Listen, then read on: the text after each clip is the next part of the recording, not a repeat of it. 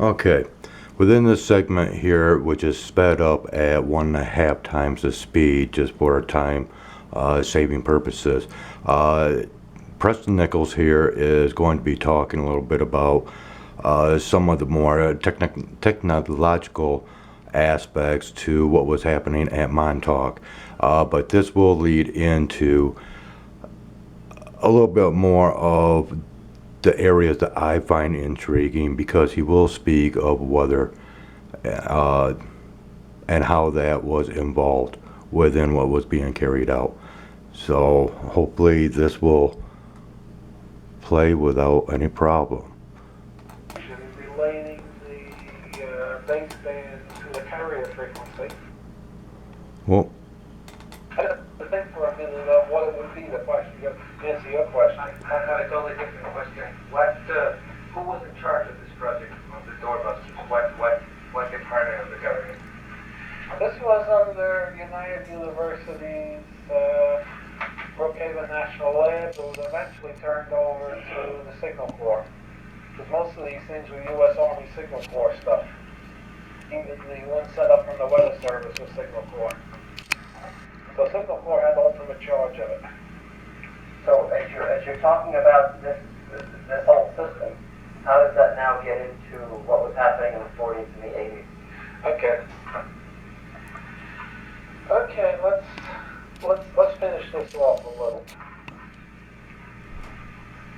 Where was I? Questions always break a train of thought. You were describing basically the system. The government could not tell the public that these things were weather control devices. They were keeping that secret. How'd they guard the secret? Two ways. They first showed a few receiving stations constructed to receive these things, put out that line. The personnel that launched them would laboriously calibrate them. Thirdly, the special tube that's in the radio signs, they would list in the tube manual as a whole bunch of baloney. Essentially, they'd be saying that only a few hours of life. That means if the ham over there picked one up, looked at the tube manual, 7533 is only going to last a few hours, he's not going to use it.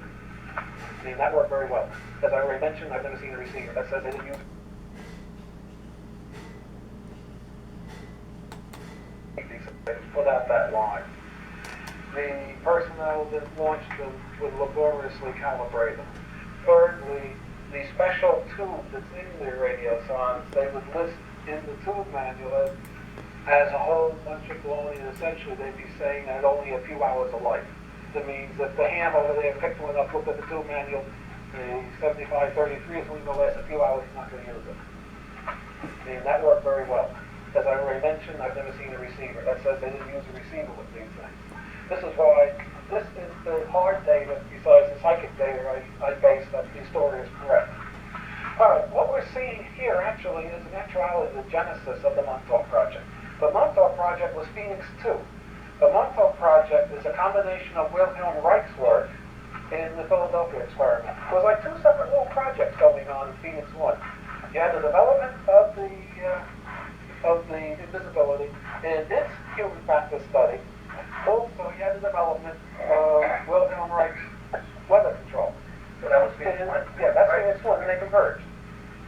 Towards the end of the Phoenix Project, by using some of Wilhelm Reich's concepts and some of the modulation schemes gleaned from the radio song project, coupling, I know you're looking puzzled, this is what I found last week.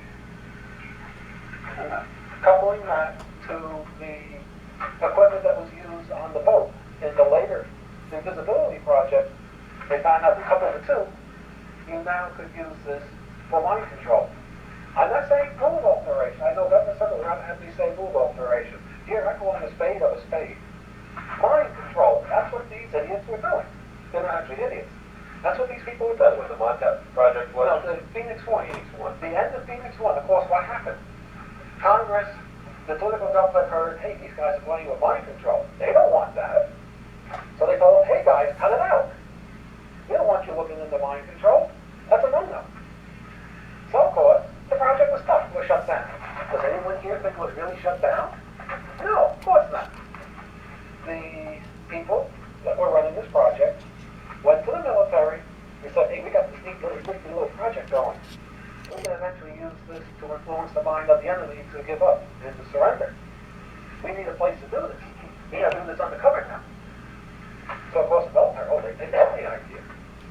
You know, they love something, throw a switch and the enemy puts down all their weapons and comes up hands in the air. They love this. So the military was sold a bill of goods. And the military was said, okay, you can use the old Montauk Air Force Base. It's dead, it's derelict. Also, some of the equipment you requested is on that base, the old Sage radar. So the base was shut down, everything was auctioned off, but the Sage radar was left behind.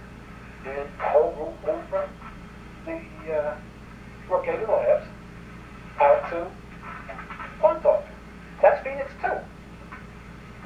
Of course, they spent the first 10 years, from about 1969 to about 1979, researching pure mind control. They started out by taking the output of the Sage radar, modulating it in special ways that they came up with that Reich had shown them from the weather control process, and combining that with stuff they noticed from the Philadelphia experiment work and the stealth work. And they were hitting these poor bastards with the microwave beam out of the Sage transmitter direct.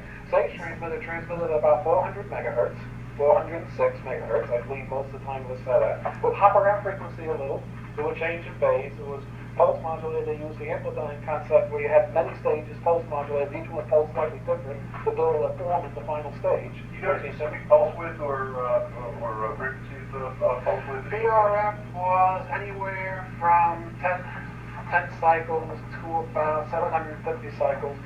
The pulse width, depending upon how they loaded up the capacitors, the voltage could be varied anywhere from about 10 microseconds to about 75 microseconds. The center frequency was 406 megahertz, generated from a stay-low type function, which was referenced from a zero-time function. Was there any other modulation on this, base modulation frequency? There was phase modulation, there was frequency hopping on it. Now this is as I saw it when I got on the station. I'm first trying to account what our digging and cycling and digging and talking to different people told us was the genesis of this thing. Let's keep all the technical questions till later.